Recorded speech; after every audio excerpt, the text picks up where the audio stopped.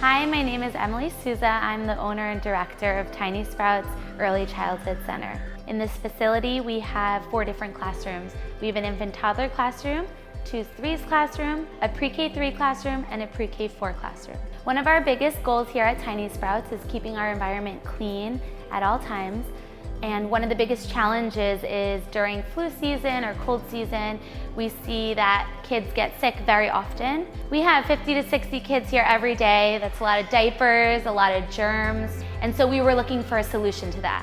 The parents were really excited to see that we installed 5 AeraMax machines in our facility. We've seen a significant difference in the air quality, specifically the smells.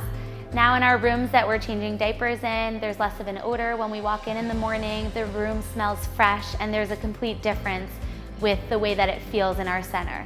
We've had parents come from other schools and have actually switched their child into our school specifically because we have these machines here.